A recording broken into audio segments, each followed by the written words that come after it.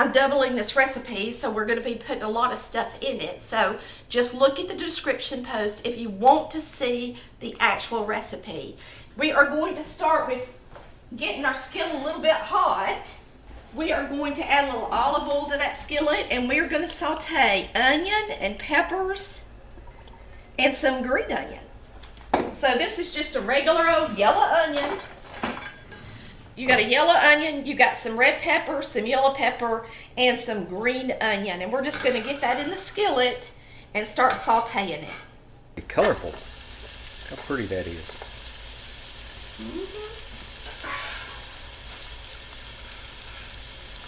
And while these are sauteing, I'll show you some of the things we'll be using. And wait.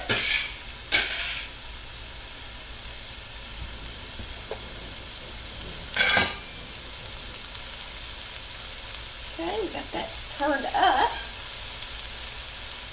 I'm going to use these wonderful wooden spoons that I think Shirley sent me these. Shirley Casto. Yeah. So we're just going to mix this up.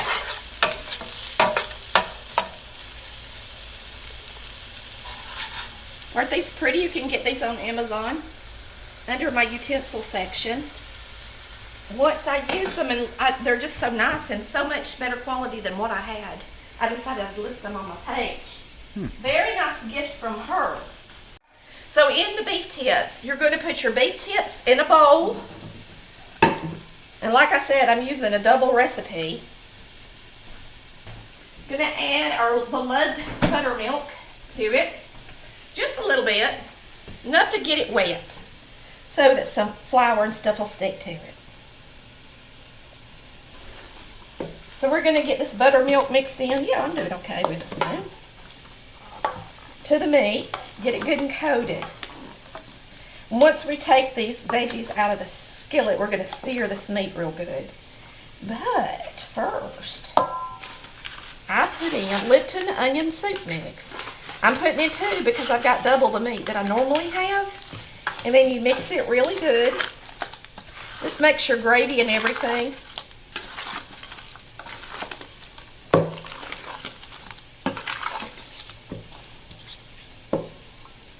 Now you're going to take some flour. Let's see how much flour did I tell you to use. A half cup, so I'll be using a cup. A half cup. I'm not going to quite go the full cup. We'll see if I need to add some more. And that's self-rising flour. Yeah, but you can use plain flour to do this. Oh, yeah. You can. You're also going to be using some water.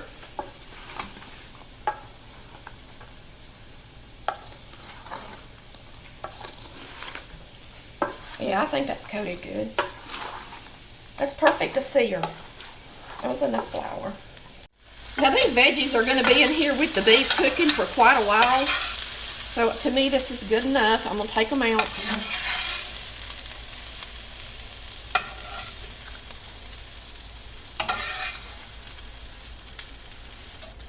We're going to leave your eye on high and add you some more olive oil in there, okay? Can they do it in a crock pot? I know some people will probably If they sear it and then add it to the crock pot, yes. Okay. So if you want to use a crock pot, you still got to do this step. Okay. And then you would transfer the meat and the veggies to the crock pot, and that would be when you would add your water. Okay. We will just add our water to this pan. Now that matters, y'all. If you got some really big pieces that you're cut really big and you want to have everything done at the same time, you might want to make them a little smaller. Oh, I need to sprinkle some Worcestershire on this. I don't, but, You didn't think I was supposed to do it yet? well, I don't think it matters, I guess. No, it don't matter. Because it's beef.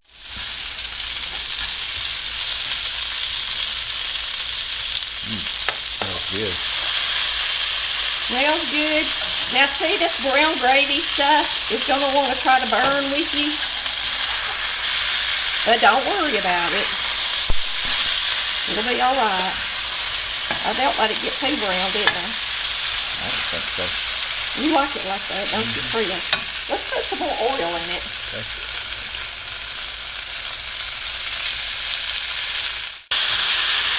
Getting right.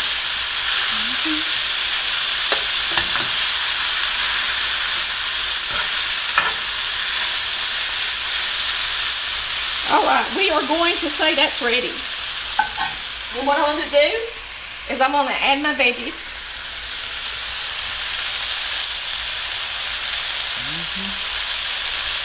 And now all we're going to do is add water.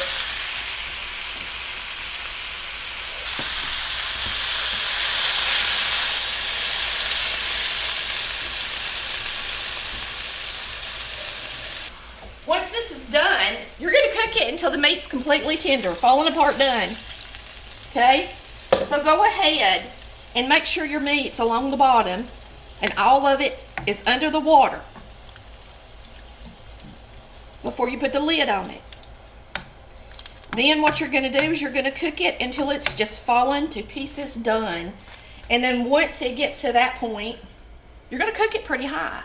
But you're going to cook it with a lid on, a solid lid, so that it can't lose moisture. So you don't want a lid that has a hole in it. See how that moisture's staying in there and how it's smoking and just twirling around in there? That's what a brazier does. If you've got a Dutch oven, that's the same thing. You can do the same thing in your Dutch oven.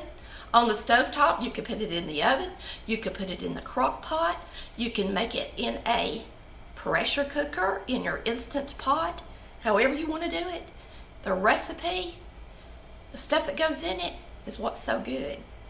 Now, it's always gonna get a little bit black because you put that Lipton onion soup mix packet in there, and those onions want to get black. That's okay, it's gonna taste delicious. And when it's done, we're gonna use some cornstarch and we're gonna thicken up the water, and then it's going to be in a gravy and we're gonna serve it over some mashed potato. It's gonna be so good. Okay, this has been in here at least about an hour and a half, I guess. I did have to add water because with 2 gravy packets in there, this is forming a gravy and getting pretty thick, all right? And so when I came over here the first time, I really had to add a lot more water to it because see how thick that is already? It's already a gravy. And I'm going to check and see how tender this meat is. So you want it to be fork tender, so just pick you up some of the meat and see if it's cooked fork tender. It's not quite ready. See how it's still springing back some? And we'll try a bigger piece too, just to see. A thicker piece. Wait, I lost it. Jumped out. I mean, it's getting there, but I'm going to continue to simmer this until they get here. I've got 30 minutes. By the time they get here, it's going to be ready, and it's going to be delicious. Hey, y'all. Butch and Rhonda just walked through the door. It's Butch and Rhonda Butler. I'll let her introduce who they are, and they'll be eating tonight, and then I'm going to show you these delicious cream potatoes and beef tips. Well, we're from Northwest Oklahoma in Cherokee, and we've had a wonderful time with Chris and Tammy, having wonderful food to eat and just a real good time. And I like to talk to Tammy as much as she likes to talk to. Yes. So we've had a wonderful time, and hopefully we'll get some of that footage on of our day out on the water sometime for you guys to see, because it was a blast. It was fun. All right, we're gonna plate this right quick, and I'm just gonna show you the beef tips. So we got some nice cream potatoes,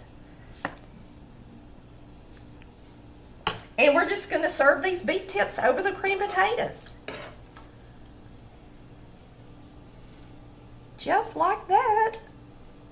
And that will be our dinner. And of course, we're frying up some delicious okra from the garden. And we've got some biscuits I really need to get out of the oven about right this second. I'm gonna taste these real quick for y'all. Alrighty? Here's a little one right here. I can just taste a little bite. Let's see if it's any good. What do you think?